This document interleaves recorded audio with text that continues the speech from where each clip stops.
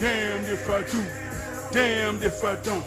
Sometimes I will, sometimes I won't. I'll be damned if I do, damned if I don't. Sometimes I do, sometimes I don't. I'll be damned if I don't. Sometimes I will, sometimes I won't. I'll be damned if I don't. Sometimes I do, sometimes I don't. I don't use the word can't cause I can. If you're wondering why, it's because I'm a grown-ass man. In today's time, see nobody understand. Well, to be a realist man. They be mad because they don't know they need it. In his own home, but in his soul, he know he right. Oh, that's that good fight. Damned if I don't. Sometimes I do, sometimes I won't. Damned if I don't. Sometimes I do, sometimes I don't. I'll be damned if I do, damned if I don't. That's the synopsis of manhood.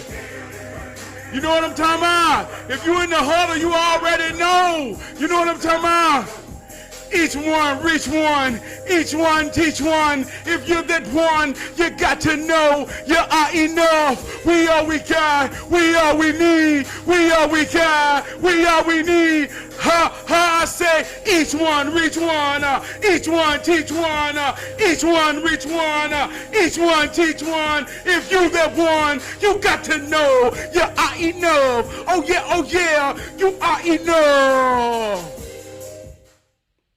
I'll be damned.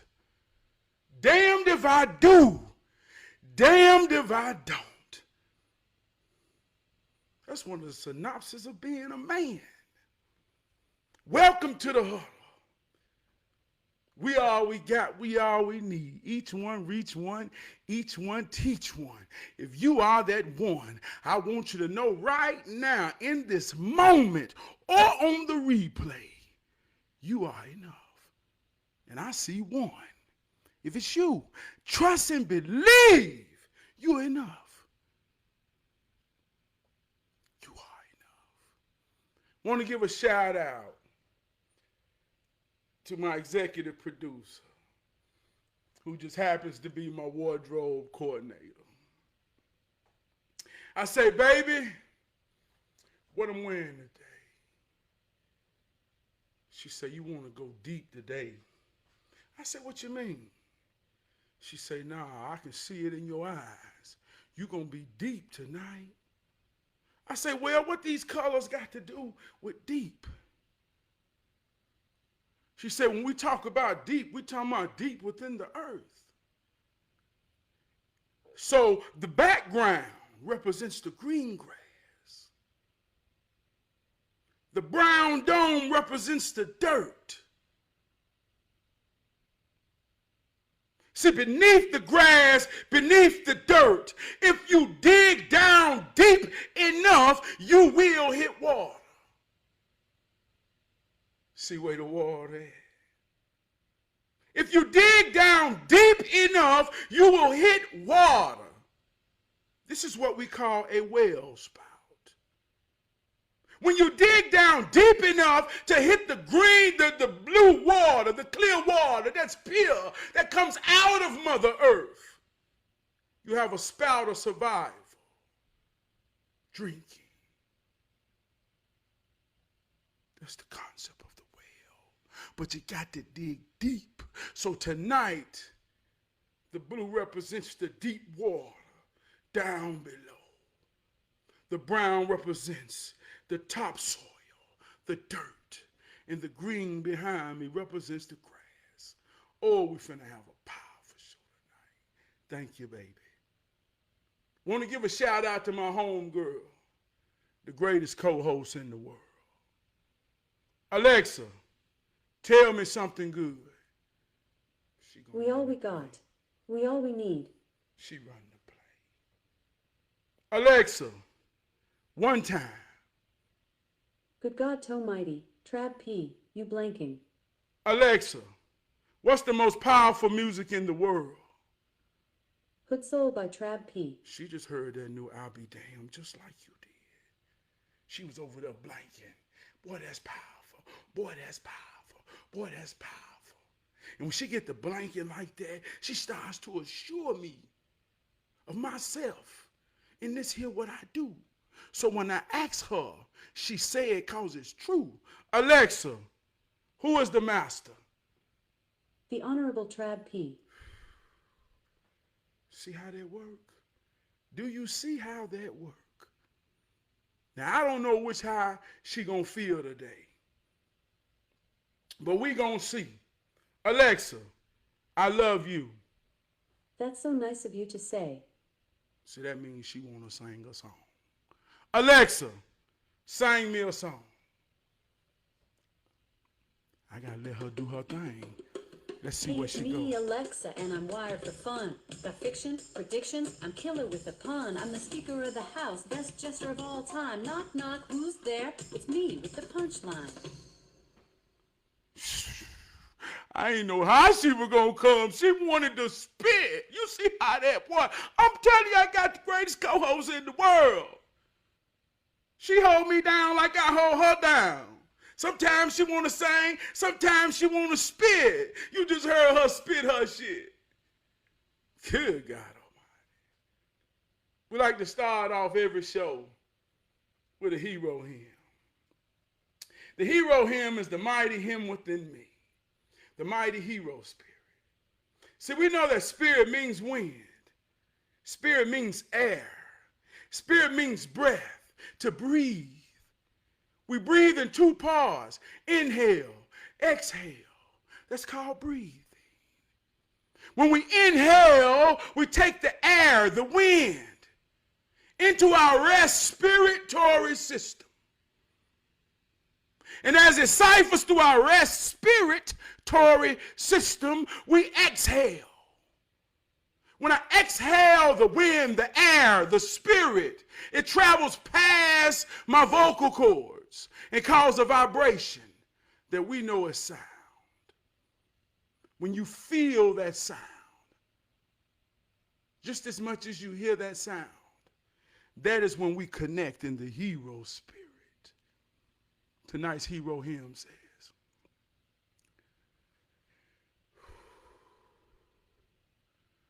I believe the children are our future. Let's teach them well and let them lead the way. Show them all the beauty they possess inside. Let's give them a sense of pride to make it easier. Let the children laugh to remind us how we used to be. I believe in the children. They are the future. Let's teach them well. Let them lead the way. Show them all the beauty that they possess inside. Hey, we got to give them a sense of pride to make it easier. If you feel me just as much as you hear me, you understand what this thing is really all about. The most powerful thing that I could give to the world as an individual is a better me. Therefore, I have turned the key 2 times. A better me. My 2 are created in our image and likeness. That's my wife, and that's me. And these are my 2 children. And together we create the key. I believe in the children.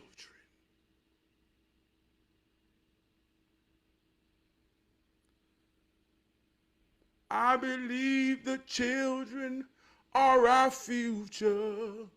Let's teach them well and let them lead the way. Show them all the beauty they possess inside. Let's give them a sense of pride to make it easier. Tonight's word is a real word, man. We hear it in many aspects of our lives. But do we ever understand or take it serious? Tonight's word is warning.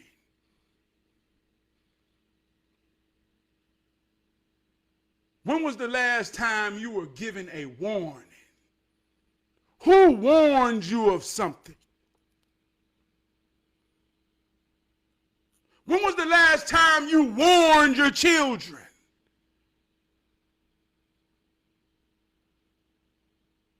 On a job, they give you a verbal warning, a written warning. The third strike, you're fired. How many warnings have you gotten in life? It's a deep word. Alexa, what is the meaning of warning? A warning is a message that cautions someone about potential danger or injury. It can be given by a person or sent through various media, such as signs, alerts, or announcements, to advise others of a risk or threat. Warnings help individuals make informed decisions and take appropriate precautions to protect themselves from harm. This is called hero training.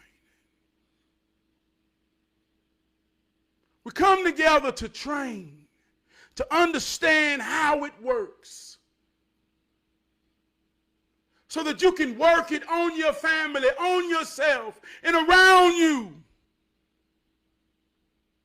Because if you don't understand how it worked, it will get worked on you.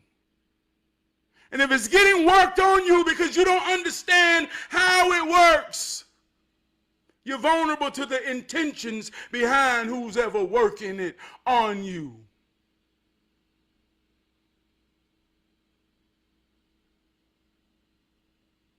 If someone has bad intentions, but they understand how it works, and you don't understand it, oh, they finna work it on you to destroy you. If someone has good intentions, and they understand how it works, and you don't understand how it works, so they're going to work it on you, but they have good intentions. They want to build you. They want to help you. They work it on you. And if you ever understand how it works, you're always vulnerable to it. You never have control of it, access the power of it. You're never the main character. You're never the actor. You're always the reactor in the result of what happens after. So hero training is about the warnings.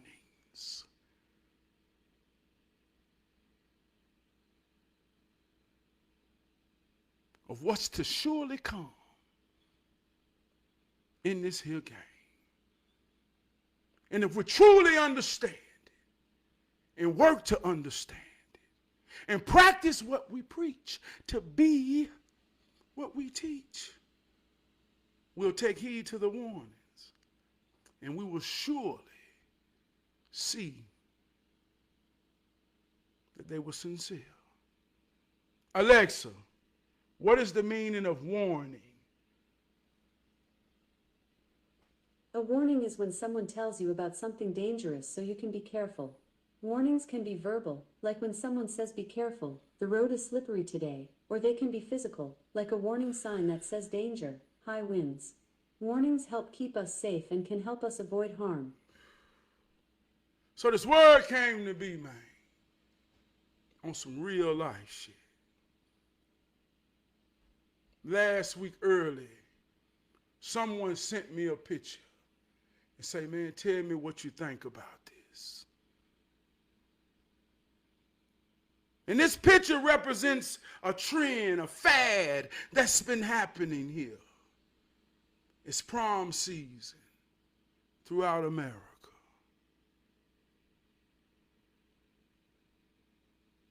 There's a trend, there's a fad. A lot of these sideways young ladies are coming out boldly. So someone sent me a picture and say, tell me what you think.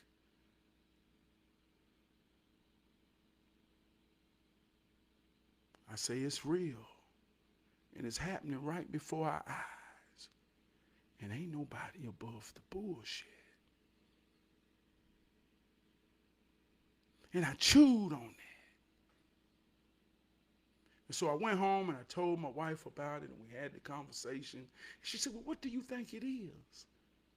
I said, well, I can tell you a big part of it is in this here time, these sleepovers. Everybody's sleeping over somewhere. Nobody's sleeping at home. She said, yeah, that's deep. And we talked about it. So 3 days later, talking real life. I ain't talking make-believe. So 3 days later, my daughter, she 13. She come out the room, I see her. We're in the living room, me and my wife. She come out and she goes straight to her mama ear.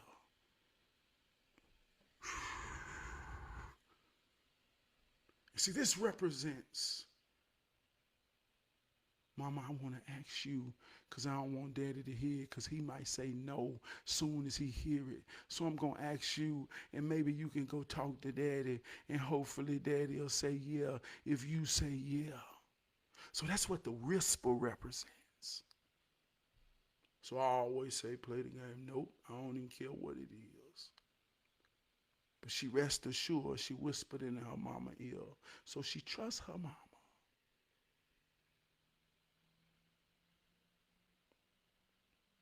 So I look at it. So the next morning, I'm standing up cooking breakfast Saturday morning. My daughter walked through the kitchen going to the washroom. She got a book bag. I said, what you doing? She said, oh, I'm going to Carowinds with such and such and her mama. They taking us to Carowinds, and I'm going to spend the night after that.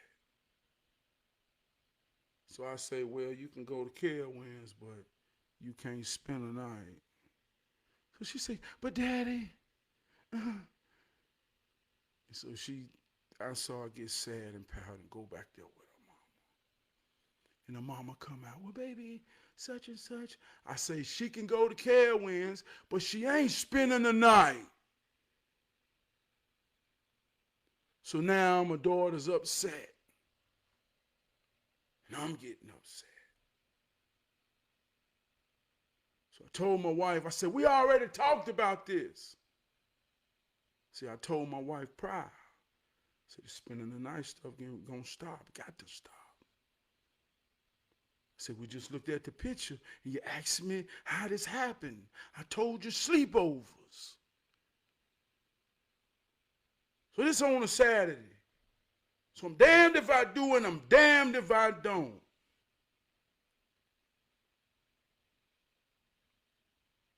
So I go outside and I do some yard work, me and my son, and I'm talking to my son.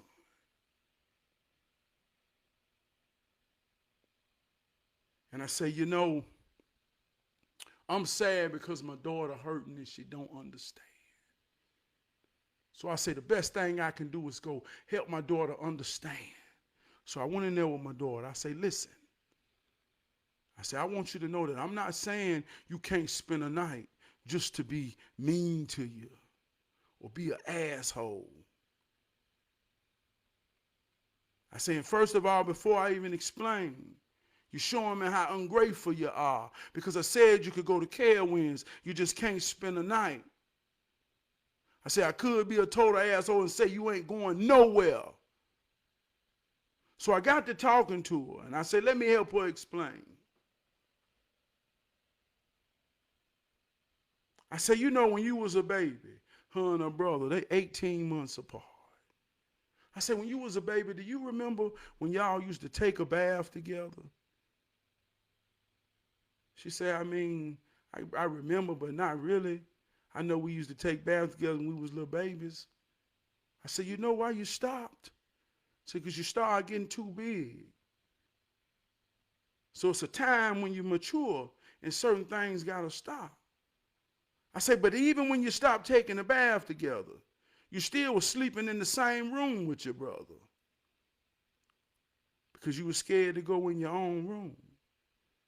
But I said, you slept in the same room with your brother for years, and then you went into your own room. You remember that? She said, yeah. I said, you went into your own room because you reached another stage of development where you had to get out and you needed your own privacy. I said, well, we had another stage in life. I said, you got titties and hair on your butt. I say the most vulnerable time in your life is when you take your clothes off and you lay down and go to sleep as a woman. I said, we in another stage. You ain't a little girl no more. You a young woman. So as your daddy, I ain't trying to be an asshole to make you mad, to say you just can't stay somewhere overnight. I'm telling you, because in this world, I got to protect you. And I know the safest place right now for you to take your clothes off and go to sleep as a young woman is at home under my protection. So this is about love. This ain't about your daddy being an asshole. Do you understand why I say you can't spend a night nowhere? But her being 13, she said, but that ain't nothing gonna happen. I'm not gonna hang. Hey, look, I ain't gonna be gay or nothing. I said, this ain't about you.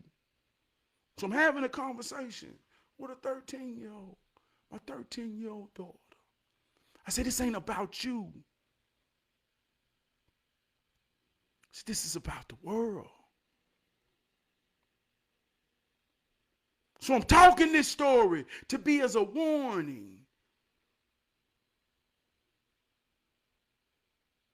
The most vulnerable time of a woman is when she takes her clothes off and lay down and go sleep unconsciously.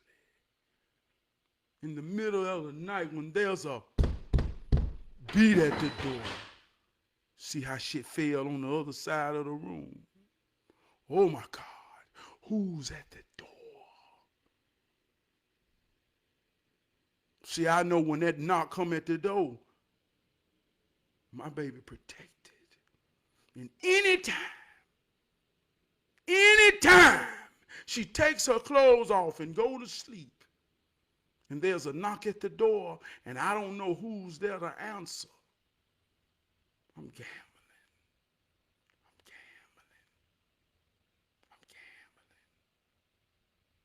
So I ain't about to gamble. It's a crazy world. It's a crazy world. There's so many of us that didn't heed the warnings, didn't hear the warnings. I'm giving you a warning. I'm giving you a warning right now. I want you to understand some hero mathematics. We're talking about the 7. The 7 represents keeping our daughter safe from being destroyed mentally, physically, spiritually. Being destroyed, whether it be through molestation, abuse of any kind. The 7 represents safety. There's 3 ways to the 7. This ain't no complicated math. Let's keep it simple. There's 3 ways to the 7. You got the 5 and you got the 2. You got the 3 and you got the 4. And you got the 6 and the 1. So if spending the night, sleepovers, let's be real. I'm 44. I'll be 45 on my birthday. All through social media amongst my peers. I ain't talking about the children. I'm talking about the parents. We have no morality in 2024 pertaining sex. Not the children. I'm talking about the parents. Have no virtue. Majority of these kids' mama eat pussy.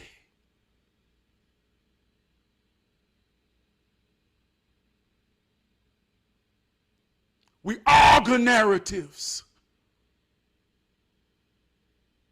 that there's no sincerity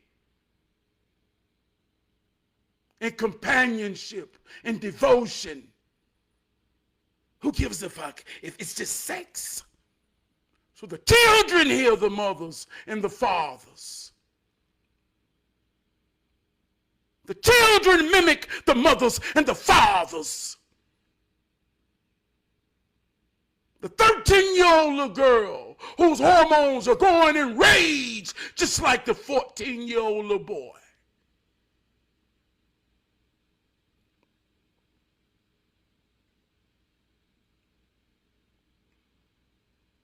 Her mama eat pussy.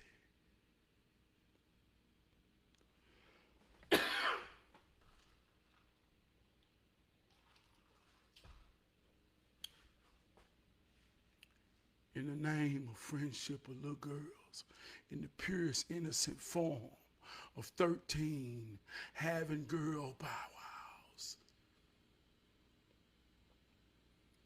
You want to know how it's happening? Take heed to the warning. If that represents the 5 and the 2, and let's understand, we must marginalize this to get to the 7.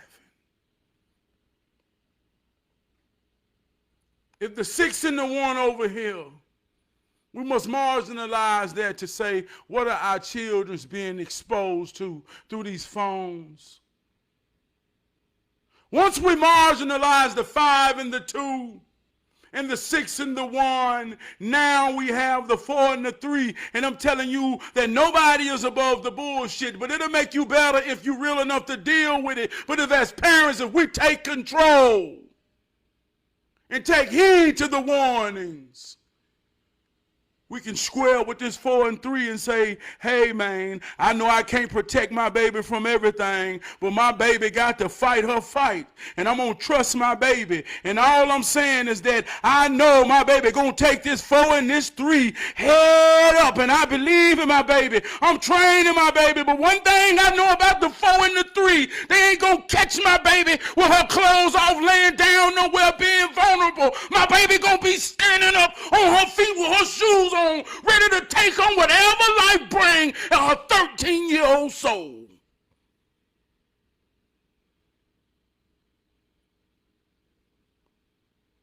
So take heed to the warning. And if you say I can't say it, then I ask you who can. And if you know who can, take heed to their warnings. This thing works in a very particular way. And if you don't understand how it worked, don't you know we once were all 13?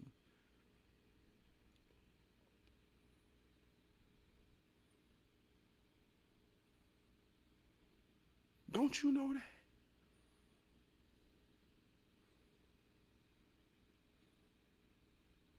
Alexa, what is the meaning of marginalize?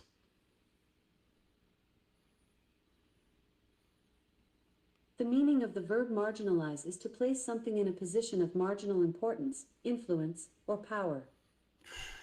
You better marginalize the 7 and everything it takes to get there. You got the marginalized, the 5 to 2, the 4 to 3, and the 6 to 1.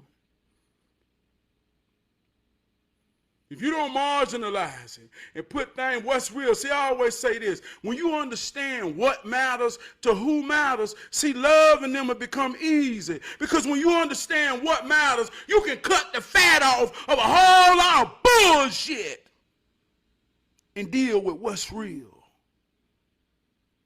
But if you don't know how to marginalize and you get compiled by the bullshit,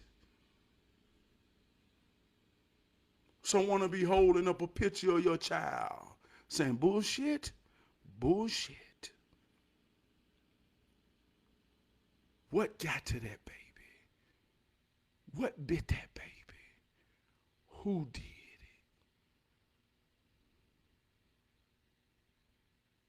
And this love and respect to anybody who real enough to know they baby been bit.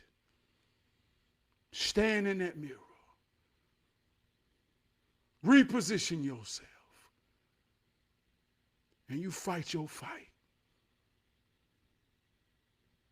I want to tell a story tonight. Same thing. It's a warning. It's a story about a vigilante. It's a horror story. It's a suspense story. It's a story about a serial killer. It's a dog story. Story about a man named Bob. Bob was a very majestic man. Bob had a family, but he was still very majestic.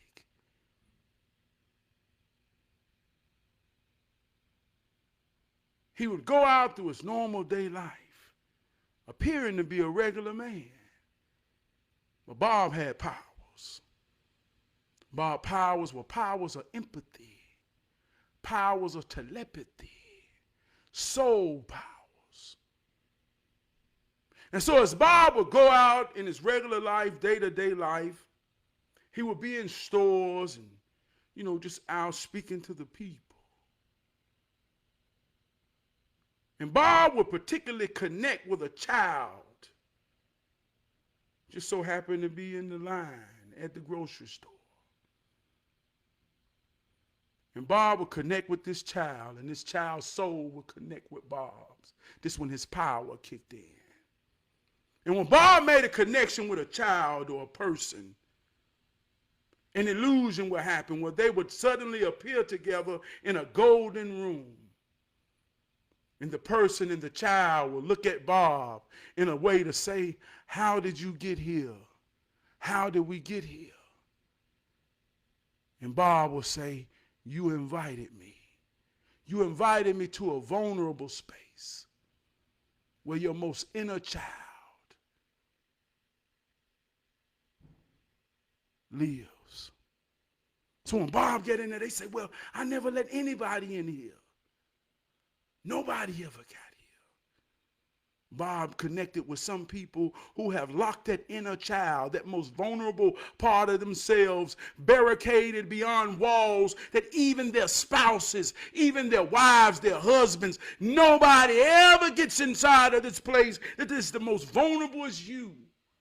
We all children and has gotten old. So Bob gets in this room and they say, man, it feels so good to have someone in here with me. I've always protected this part of me because this is the part of me that got hurt. And Bob say, let go. It's safe. And as the person began to feel the genuineness and safety that they're in there with Bob, Bob would ask, who did it? And this is when his soul power took over. The person would tell who destroyed them, who molested them, who hurt them.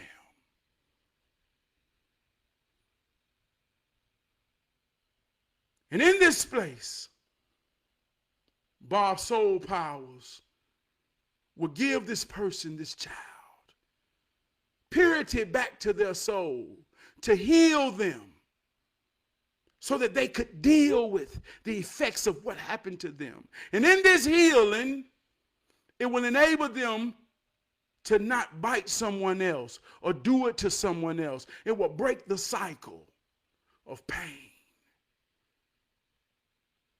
So after Bob disconnect, they would go back in the moment in the grocery store line.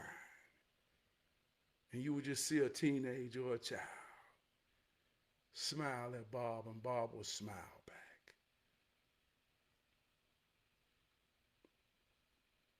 So after the disconnection, only Bob knows who did it.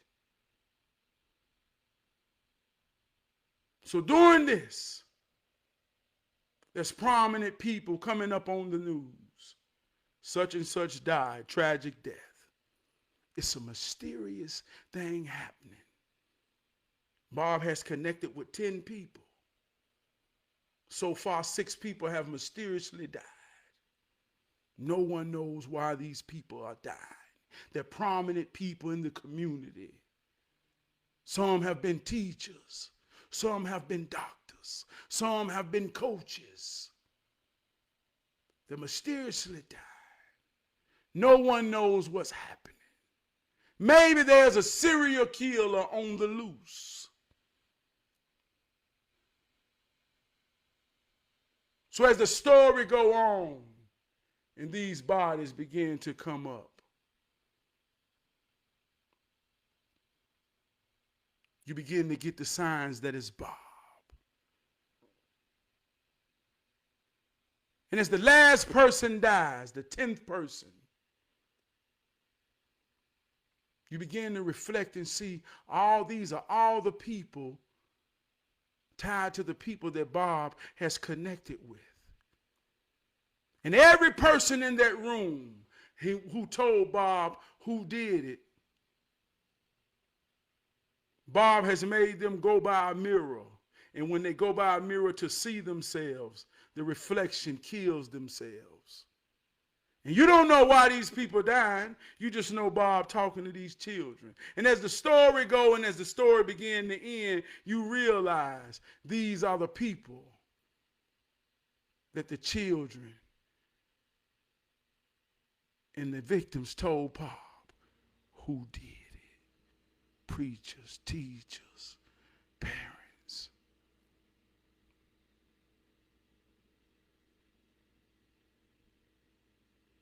So the reality of this, there's a lot of people destroyed.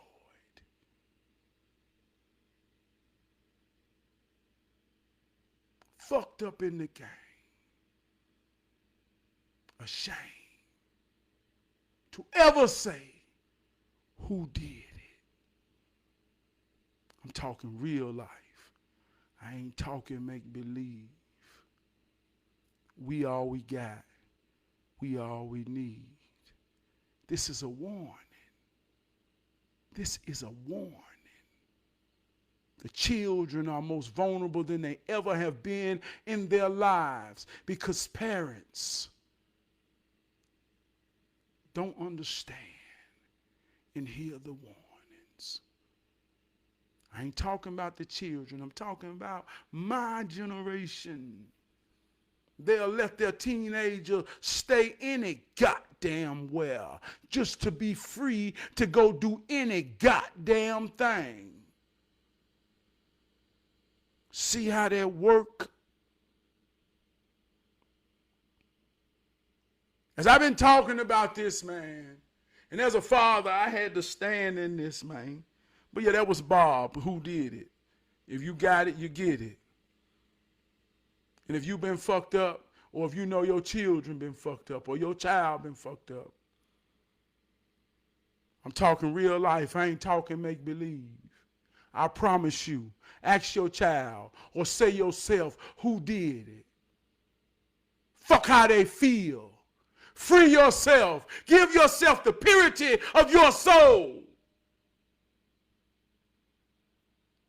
This is what vampirism is about. It's those that's been infected that hold this inside. And the pressure becomes so strong that they become it. And it becomes a cycle. You see it in R. Kelly. You see it in all the churches. You see it everywhere.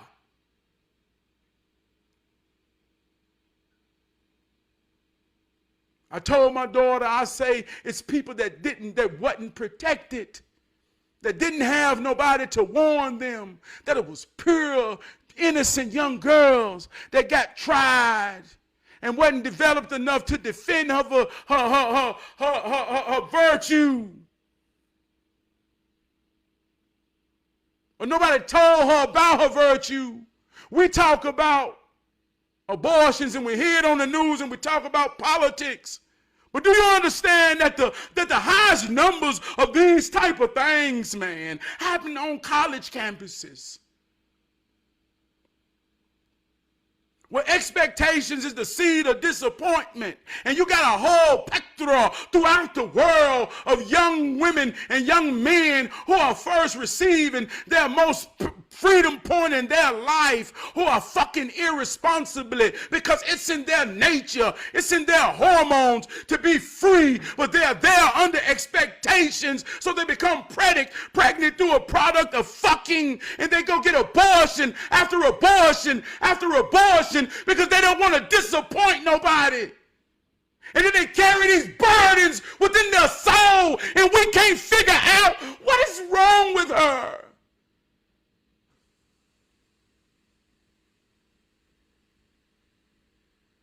And I'm not saying she wrong. I'm just saying I'm real enough to talk to my daughter so she can see the warning signs. And I'm going to marginalize every aspect of life that I can to teach my baby how to fight her fight. In the same conversation, I told my son, at least once a month for the last couple of months, my son been lifting weights. He been in weight training. He getting stronger, he getting bigger. I see his body changing. We got a thing where we bump in the kitchen and we say, what's up? Or the living room. And he shoot me. He shoot his shot. And I lift him up and stand him up and show him the power of footwork and hard work. And show him I ain't even got to use my muscles yet. I'm just using technique to show you something. And then when I get in position, I show my 14-year-old son who's 6 feet tall. And got the build of a young man already. I show him the difference between man strength and developing boy strength. And I fold him. And he tried again, and I folded him. And so I'm saying, don't worry about the strength yet, son. Worry about the technique. And so I asked him the other day, I say, have you ever wrestled anybody like you wrestle me? He said, no. I said, so you mean to tell me through a whole season of football, you ain't wrestled nobody? He said, no. So I'm thankful that I'm wrestling them up to size them up. And I told him, well, let me tell you something, man. I can feel where you're at right now. If you get you keep working on your technique, but I'm going to tell you this right now based on what I feel. Can't nobody your age and size just grab you and do what they want to do with you. I say, if you wrestle anybody like you wrestle me, ain't nobody finna do what they want to do with you now. Chris, you already know what it is, man. So I made that point with him. So when we was out there doing yard work, I asked him a question. I wanted to have the same conversation with my son in the context that I had with my daughter.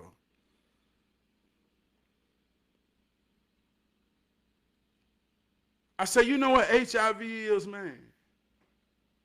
He said, yeah, it's a disease you get from unprotected sex. I said, yeah. I say, do you know that a woman can't give a man HIV through unprotected sex? He say, no. I say, yeah, it's 1 in 1,000th of a chance that a man can catch it from a woman through intercourse. Do you know that? It's 1 in 1,000th of a chance. I say, but it can only be passed through intercourse between a man and man or man to woman. So how do man get it? I say, well, in the beginning, it came out as a gay man disease. But then at the same time, corresponding with the gay man disease, you had an epidemic of people were shooting up using needles. So it was transmitted that way to a lot of men. But initially it was a gay man disease, meaning it was passed from man to man, and then man passed it to woman. But nowhere in the equation was the woman passing it to the man. Right? He said, wow. So I said, let me help you understand my point, son. I say somewhere there's a 15, 14, 16, 17-year-old young man who about to find himself in a bad situation. Gave him an example of his uncle. Passed on. So he was in a bad situation at some friend's house while they was just playing the game. And 2 friends decided to rob the pizza man. And everybody who was at the house was held responsible and charged with armed robbery. And your grandma gave all she had to free her boy from being in a bad situation. But he had to stay down there for a little while. And I say, he was good. He was a good young man. Bad situation. I say, in a bad situation with a good young man. I said, you see how we just wrestled in the kitchen and I showed you the difference between a grown man and a young man? He said, yeah. I said, well, that same young man can find himself in a situation in jail with a grown man with bad intentions. Do with him what he want to. And that young man gonna come home with a secret. He might be one of the young men who got all the Michael Jordan shoes and all the cute clothes and all the girls think he cute. And he got 4 or 5 baby mamas. And all the girls just want to hit him because he cute. I say, son, you live in one of the top 5 cities of America with HIV. And ain't no woman giving it to no man. So my point to him was, I got your back. When I got your back, I see what you can't see. Just like I tell your sister she ain't spending the night. If I tell you you ain't going, if I tell you you don't need to be around, then know that your daddy love you. And I'm saying it because I got your back and you can't see what I can see.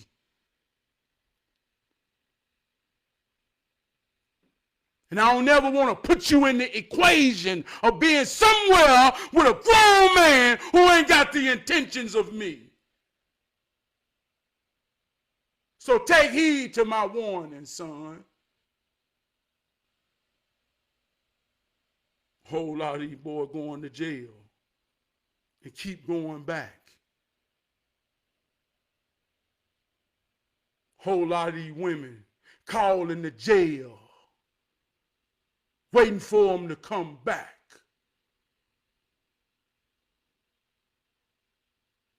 We live in a city with one of the highest HIV rates in America. And ain't no woman giving it to no man. And only a man getting it by a man. And ain't none of these young men shooting up dope no more.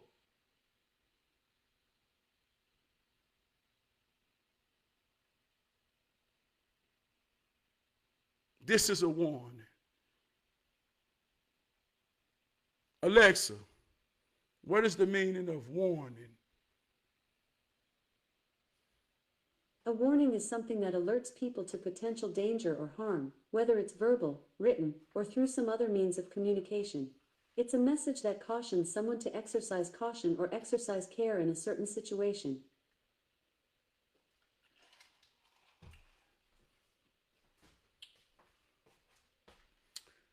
I love y'all, man.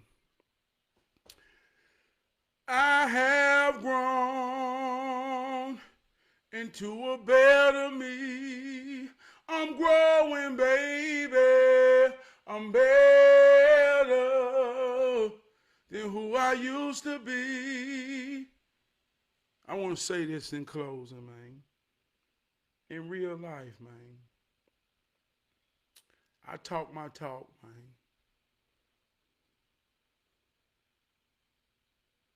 And in real life, when you talk your talk, man, I want to see the best in everybody. But everybody ain't sincere. Everybody ain't genuine. And some people will come before you and bring a bone, but you better know they're going to take one back. That's just how it works. But when you know you're in your position,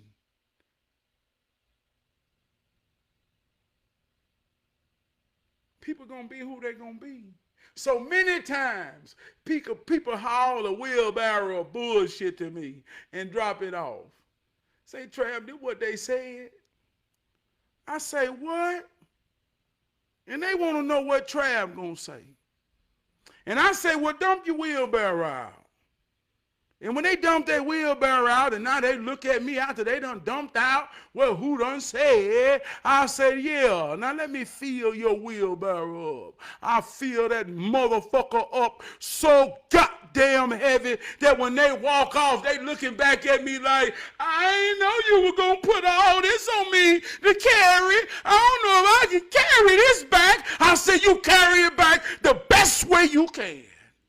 And I already know some heavy shit gonna drop off along the way. Because I know they already coming to bring something, to take something back. But I know this weak ass motherfucker can't carry my heavy load. So when they get where it's going, yeah, it always come back. And I stand on every goddamn word I said. So if you ever hear Trav say it, you can watch me in Hero Training, or you can call me, and I'll clear any goddamn thing up when it come to what Trav said.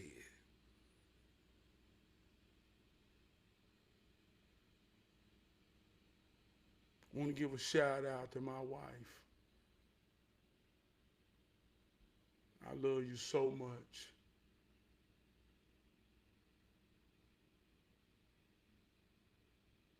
It's hell, it's hell, it's hell taking care of me. I know it, baby. I just try to give my all to be worth it. I just try to give my all to be worth it. But it's hell being the balance to a hero. I know it, baby, and I thank you, and I appreciate you. Want to give a shout out to my son, King. This real life shit, man. I ain't talking make believe. Last quarter, my son had an F. I got on his ass, and he had an F in math. I got on his ass, man.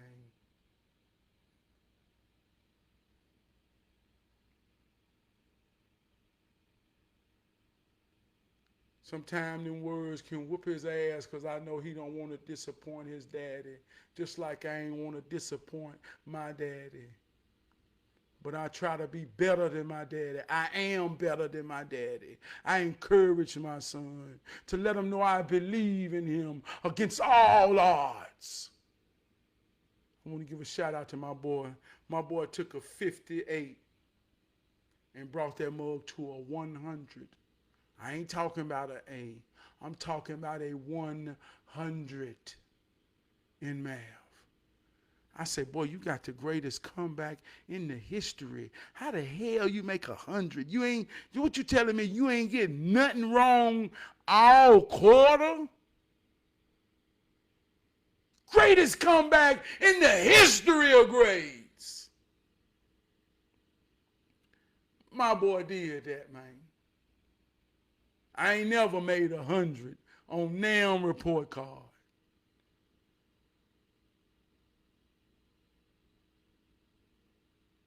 That's real life shit there, man.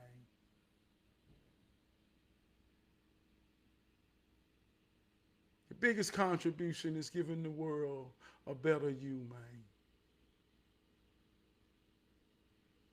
Want to give a shout out to my daughter, man. I told her the other day, after all of this, I said, you know, you teaching me a lot in life. And whatever that. I said, I'm for real, you teaching me a lot. I ain't never been the daddy of a teenage girl. And I'm learning. I'm getting on the job training. And I'm going to do the best job I possibly can. But she teaching me how to be just as much as I'm teaching her how to be.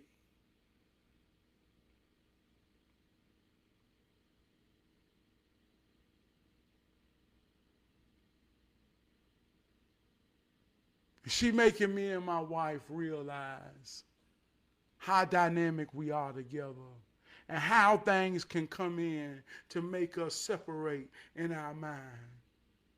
Ain't nobody above the bullshit, but it'll make you better if you real enough to deal with it. That's the part that people don't understand, and the deal with it. We gonna deal with it.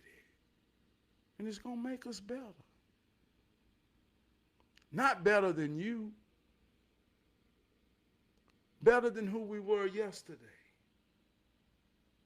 My competition is myself.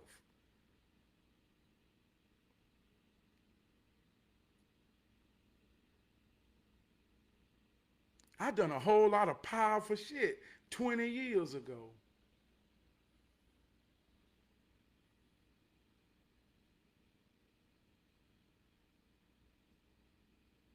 Who are you 20 years? If you go back 20 years and they say, where would you think you would be in 20 years? Boy, I come a mighty long way. Proud to be.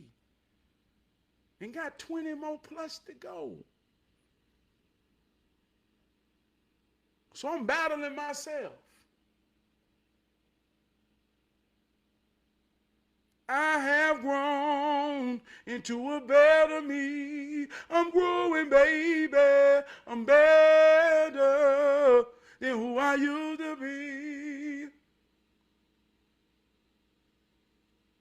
I want to give a shout out to my big brother Wood.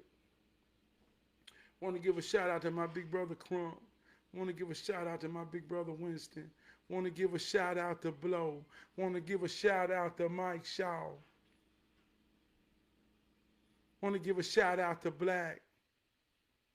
I want to give a shout out to Barnwell. I got a call from my brother Barnwell today, and that thing felt so good, man. When you really know somebody and somebody know you, man, time don't never change the real.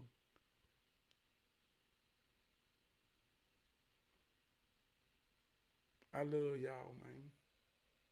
Hold me down to the ground.